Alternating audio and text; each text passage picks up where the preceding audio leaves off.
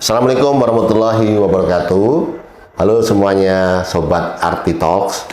Saya Alif Nuryanto Rahman, dokter spesialis ortopedi dan traumatologi, kekhususan di intervensi nyeri. Jadi kita sekarang bertemu lagi di podcast kita yang kedua bersama salah satu Ratu Surf katanya. Ratu Surf Voli Nasional, Mbak Asih Titi. Halo, ya. Assalamualaikum. Salam. Ya, jadi Mbak Asih Titi ini katanya terkenal sebagai Ratu Surf dan sampai sekarang masih sebagai atlet voli nasional. Saya kalau jadi atlet voli nasional tuh berapa sih usia pensiun itu? Kalau usianya nggak ada sih ya dok, bebas. Yang penting masih bisa main voli. Tapi memang 40 tahun tuh masih bisa main voli. Iya, kalau fisiknya kuat masih bisa. Keren. Terus apa rahasianya bisa jadi Ratu Surf itu? Rahasianya percaya diri. Kok bisa surfnya tuh keras sampai akhirnya pemain lawan itu susah untuk balikinnya lagi itu gimana ceritanya? Ya mungkin karena latihan juga ya dok, kan. Latihan sudah lama, bertahun-tahun, belasan tahun. Ya kemudian sama itu sih, mungkin percaya diri aja. Sehari itu berapa kali latihan untuk surf? Kalau untuk surfnya aja, biasanya sih pagi aja dok, paling 2 jam lah. 2 jam surf? Ya. Nggak capek? Iya, sudah biasa. Itu surf bisa kanan kiri atau kanan aja? Kanan aja. Oh, kanan aja. Jadi Mbak itu right handed ya? Iya. Jadi setelah apa sih yang membuat Mbak Asih Titi itu tertarik untuk volley itu apa sih? Yang bikin tertarik dulu awalnya sih ikut-ikutan temen aja dok awalnya. Kemudian kayaknya kok ada bakat, ya udah diterusin latihan. Usia berapa mulai tertarik volley? Dulu usia berapa ya? Kelas 4 SD pokoknya. SD? Iya. Saya dulu tertarik SD itu baca buku pintar. Iwan Gayo yang 1000 halaman. Beda ya dok. Iya, jadi baca. Ya. Jadi SD itu sudah tertarik ya? Ya. Terus mulai ikut pro itu mulai usia berapa? Kalau pro itu mulai SMA sih. Kenapa sih nggak tertarik sama bidang lain? Basket, atau bulu tangkis, atau kompak sodor, atau petak umpet gitu? Kenapa? Atau lompat tali? Saya ada loh lompat tali internasional di Jepang. Saya baru tahu itu saya dalami lompat tali dari dulu. Jadi gimana itu? Kenapa tertarik? Dulu tuh karena pertama sih memang karena temen ya dok. Banyak yang ikut voli. Tapi sebenarnya perjalanan dari awal voli sampai bisa ikut pro itu nggak cuma voli aja sih. Dulu SMA itu pernah atletik juga. Sama dulu malah sebelum olahraga itu pernah seni juga, tari. Bisa nari? Iya. Nari apa? Nari tradisional. Nari piring itu bisa? Enggak yang piring juga. Saya kira nari piring. Itu nari apa? Jawa Timur kan ya? Reok itu bisa? Enggak lah dok, reok makan cowok. Saya tuh kan ibu saya kan orang Madiun Ponorogo ya, jadi saya suka lihat reok gitu. Ya. Maka saya pikir karena bawa kepala reok itu sehingga bisa surf dengan hebat itu. Enggak. Atau tari piring karena ketika bawa nari piring itu dilempar-lempar piringnya sehingga bisa surf hebat. Mungkin. Dulu lupa dok namanya apa. Pokoknya tari Jawa lah, tari Jawa. Oke. Terus setelah itu milih voli kan? Iya. Voli, kemudian mulai bergabung di tim nasional itu mulai kapan? Kalau di tim nasional itu tahun 2013. Dulu itu lama ya? SEA Games di Myanmar. Lama ya? Oke, jadi sudah 12 tahun. Iya. Oh, senior kali itu, hormat pada senior. Terus kenapa sih kalau volley itu sering masalah di bahu, di lutut, sama di ankle tuh kenapa biasanya? Kalau di lutut kan memang, kalau saya ya dok, karena banyak lompat kan ya dok. Pertama kali lay up ya? Pertama kali lay up atau turun? Dua-duanya. Malah justru kalau turun itu kan biasanya kita nggak bisa prepare harus turunnya tuh gimana gitu loh, karena spontan kan. Kadang itu ada satu kaki, terus kadang kayak arahnya tuh nggak jelas gitu loh. Nah jadi kadang itu malah yang bikin cepet. Tapi jarang ya orang volley itu yang saya tahu tuh sakit tulang belakang itu jarang ya. Ya mungkin karena yang dipakai kan bahu, lutut, Ya ankle ya itu aja. Karena mungkin karena lompat dia sering stretch kali ya, sehingga ketika stretch itu overstretch, sehingga dia tuh jadinya bagus ototnya. Karena kan kalau di belakang itu kan selain komponen tulang, itu juga ada komponen sendi sama komponen otot. Otot itu seperti pilar kebangsaan bangsa Indonesia. Mumpung 17-an nih. Nah, jadi karena pilarnya kuat sehingga akhirnya masalah tulang belakang mungkin saat itu belum terjadi. Dan di saat mau pensiun pun juga jarang terjadi. Tapi memang problem utamanya nomor 1 lutut ya. Nomor 2 bahu, nomor 3 baru ankle ya. Ankle paling biasanya tuh kayak kalau memang ada tabrakan atau salah ini aja mendarat sih. Yang paling banyak sih memang bahu sama lutut pasti. Oke. Kalau cedera gitu apa yang dilakukan sama Kak Asih Titi? Kak ini kakak atau mbak? Mbak aja kali ya? Mbak aja. Kan Jawa. Iya, iya. Kalau cedera ya pertama kompres itu kalau biasanya. Kemudian ya terapi itu aja. Nah, itu. Kalau pernah nggak sampai suatu ketika parah sekali sehingga akhirnya udah capek deh main volley tak dulu deh gitu. Pernah nggak? Iya. Atau tetap semangat? Kalau pernah sih tuh kepikiran gitu. Tapi akhirnya kayak bisalah gitu. Oh, terus kalau misalnya kepikiran begitu tuh gimana sih supaya kita tuh nggak gampang putus asa dan menyerah? Apa ya dok ya? Kalau saya sih karena mungkin saya seneng volley tuh ya, kayak my life tuh. Jadi ya udah happy aja. Bukannya your life itu adalah saya ya? Bisa aja dok. Ya gitu sih. Karena kalau udah di lapangan tuh happy gitu loh. Oke. Itu. Jadi memang yang buat happy itulah yang membuat Mbak Asih Titi bertahan ya? Iya. Kenapa nama singkatannya ATP? Kan nama panjangnya Asih Titi Pangestuti.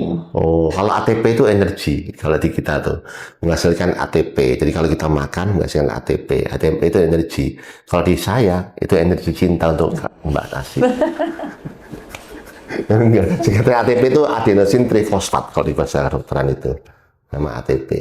Ya. Terus apa sih yang paling pertandingan yang paling menegangkan lah bagi Kak Asih Titi selama ini yang sampai akhirnya hektik banget sampai capek banget gitu luar biasa?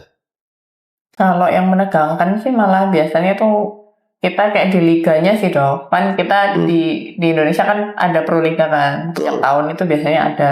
Nah itu biasanya bawa nama instansi.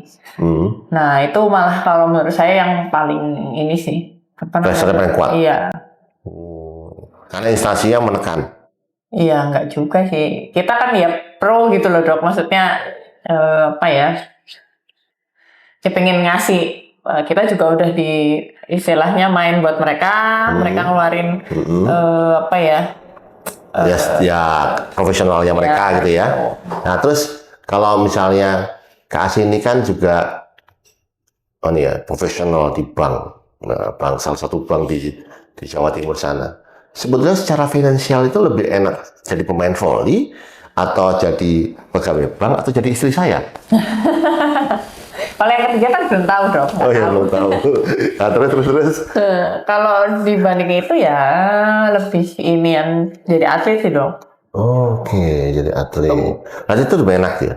Ya. Karena memang karena passion ya sehari-hari ya. Ya. Tapi memang selain passionnya itu ketertarikannya di volley, ada ketertarikan lain nggak selain saya ya? Itu kan belum kita coba ya. Maksudnya yang selain itu apalagi? Selain ketertarikan ke volley, ke saya, terus apalagi yang lainnya? Apa ya? Nggak ada sih dok. Paling itu aja. Volley aja. Nah terus kalau misalnya Kak Asih nih ya, Mbak Asih, itu mau pensiun usia berapa nih kan? Kalau ditanya maunya ya kalau bisa 40 sih dong.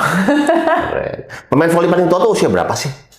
Kalau saat ini saya nggak tahu ya dok. Tapi yang dulu lah gitu.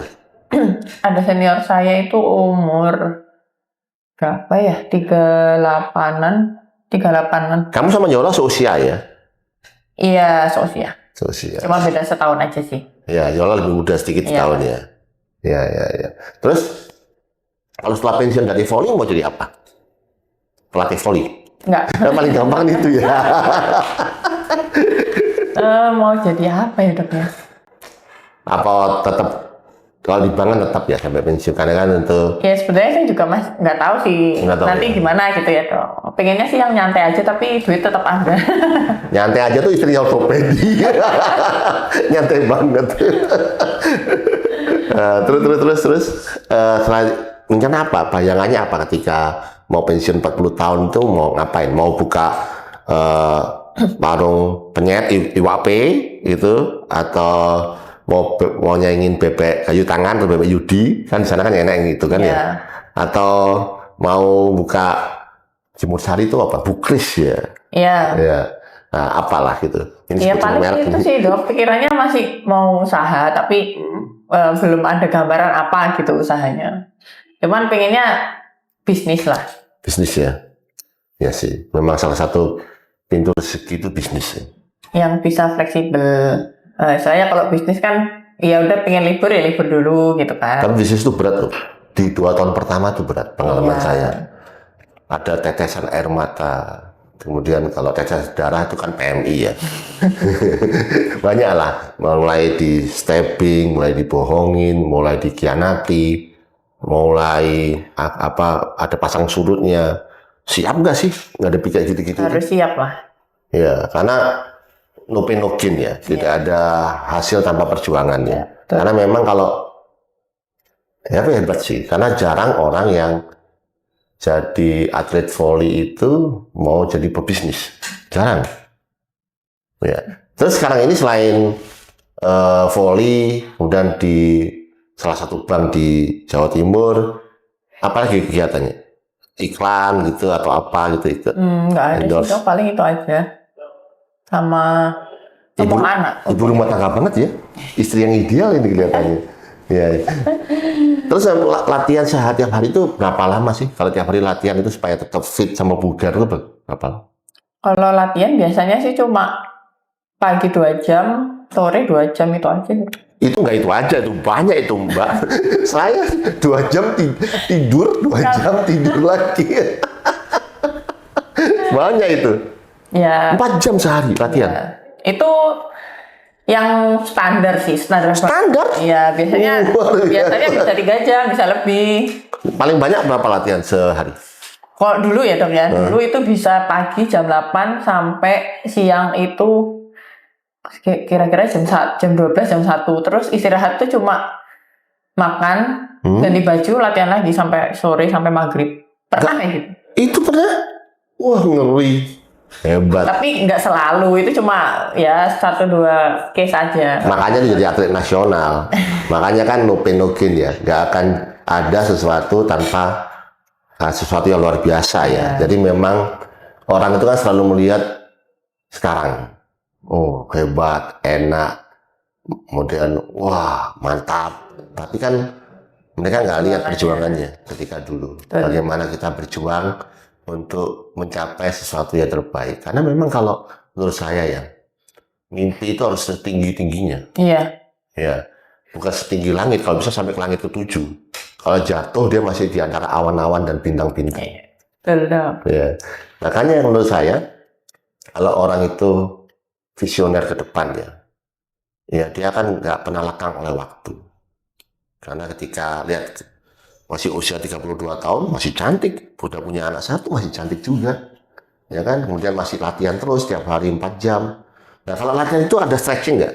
Ada. Berapa lama stretching setiap kali latihan? Kalau stretching cepat sih dok, paling 15 menit. 15 menit ya, setiap kali latihan? Iya. Setelah latihan, stretching lagi? Ada. Cooling down-nya ada. Ya sama. Terus supaya menjaga makanan, supaya tetap seperti ini bodinya itu gimana? Padahal Surabaya itu kan makanannya enak-enak ya, pedes-pedes ya, sotonya mantap, bebeknya juara, IWAP-nya jos, rujak cingunnya mantap, lontong balapnya juara kelas, tahu campurnya mantap. Salah satu dunia kuliner di Indonesia itu adalah Surabaya. Nah, gimana caranya menjaga dari gempuran kuliner yang ada di Surabaya? Caranya kalau apa ya dok ya? Karena ya makanan itu paling kalau kita pengen banget ya, nanti setelah makan sesuatu ya udah puas gitu loh. Gitu kalau saya sih gitu. Terus apa ya, kalau sudah latihan. Jadi nanti kalau kamu buka usaha restoran ya, Nanti kalau kamu datang ke aku kasih cuma 2 sendok aja. Iya, emang mubazir ya. Apa makanan yang paling kamu suka di Surabaya? Surabaya yang paling suka nasi campur. Yang di mana? Tambak Bayan. Oh iya, itu enak. Iya. Mantap itu. Soto nggak suka? Soto suka aja, tapi nggak begitu. Nggak gitu. Rawon? Rawon biasa aja. Rujak cingur? Rujak cingur malah saya suka yang di itu dong. Apa? Biasanya itu kalau di komplek tuh ada yang dorongan. Iya, orang Madura itu. Semanggi Surabaya suka nggak? Enggak Nggak biasa. suka. Oh, tahu campur suka? Biasa. Kalau kikil? Kikil ya. Kamu lebih suka kikil yang di Waru, yang di Bungurasi, atau kikil yang di bawahnya Jalan Layang? Kalau saya yang biasanya di sepanjang dong. Sepanjang. Itu lebih enak daripada yang di Waru. Walaupun pendapat kamu ya kan masing-masing beda-beda ya pendapatnya ya. Tapi itu kan Enak ya? yang di sepanjang. Oh, boleh dicoba. Udah terkenal udah lama. Mananya rumah sakit Khotijah rumah sakit Muhammadiyah itu ya? Ada Siti sepanjang. Khotijah, ya. Siti Khotijah itu ya? Sebelumnya kan itu sebelum rumah sakit ada masjid di pojokan, nah itu tahu. sebelahnya itu. Oh, itu enak. Masuk gang kecil terus iya udah di itu deket situ. Dulunya tuh di trotoar depannya masjid pas. Terus pindah agak masuk dikit. Wah, kurang pengalaman saya kalau gitu. Mantap. Terus sekarang ini kan Kak Asih, Kak lah, Mbak ya, Mbak Asih Titi itu kan, Mbak manggilnya apa sih? Asih Titi atau Pangestuti?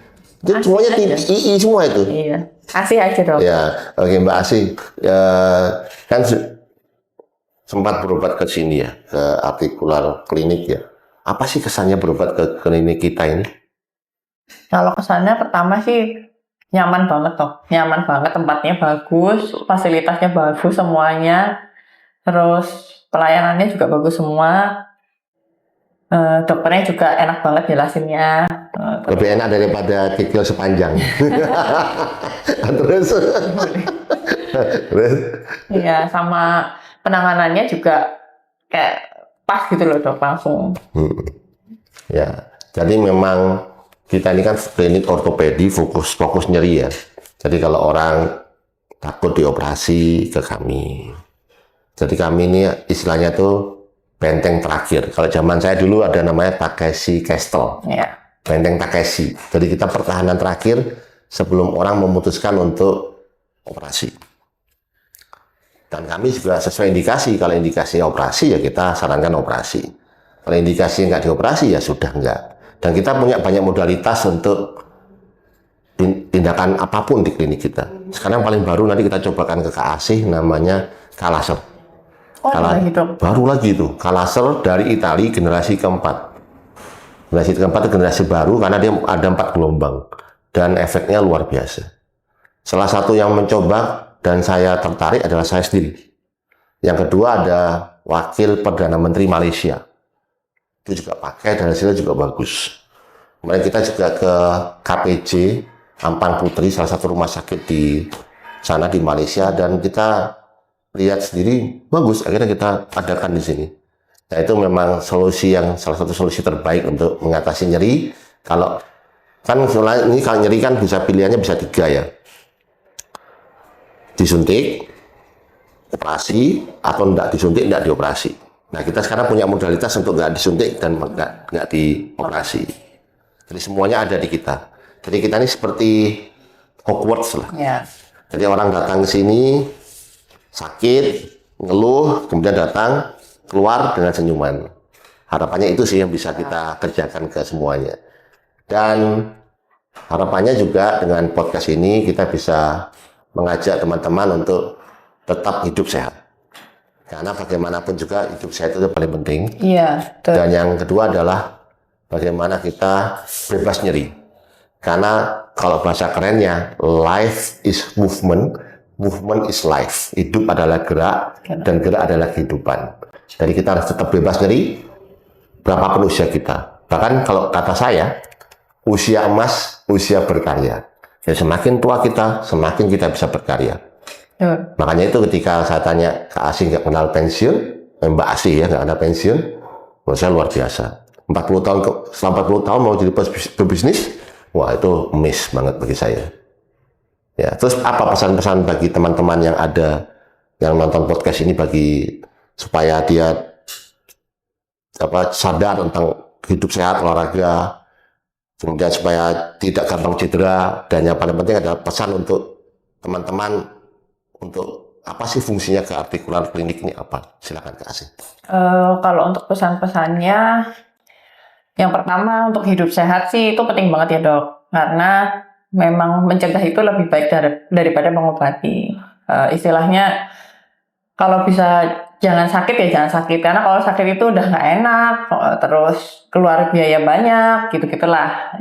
Juga kalau saya ngerasa bisa sedikit ngedownkan mental sih kalau sakit itu.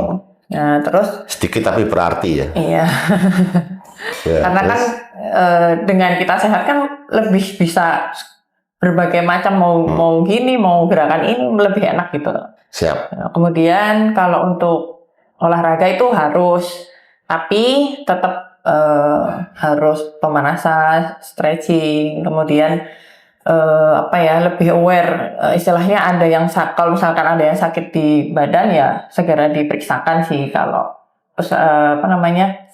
dari saya seperti itu. Kemudian dengan adanya klinik artikular ini sangat-sangat membantu banget. Kalau misalkan teman-teman semua ada keluhan apapun bisa kesini konsul dulu ke dokter Alif, itu rekomen banget lah. Terima kasih Mbak Asih. Jadi kita tuh artikular klinik yang memang ada untuk defining recovery. Jadi kita klinik yang untuk pain solution for recovery and for activity. Jadi semakin cepat kita datang ke sini maka makin cepat beraktivitas. Karena prinsip kita itu adalah orang datang ke sini berobat, dilakukan tindakan apapun tindakannya, pilihannya bisa non operatif atau minimal invasif, dan setelah datang ke sini besoknya bisa aktivitas. Ya, karena bagi kita kalau kita jadi disabilitas susah dong. Iya. Ya, kita membuat orang yang datang di sini disabilitas menjadi bisa beraktivitas. Dan besar harapan kita adalah jangan takut datang ke artikular klinik, karena semua solusi ada di sini. Kalau katanya Nika Ardila ya, sepanjang masih ada cahaya terang, di situ masih ada harapan. Seperti cahaya terang menerangi hidupku. Ya, karena itulah prinsip kami adalah light is hope, cahaya adalah harapan, dan jangan pernah berputus asa dari harapan. Jadi apapun, sakit apapun, kami coba untuk membantu. Ya, tapi kalau sakit hati nggak bisa ya. Ya.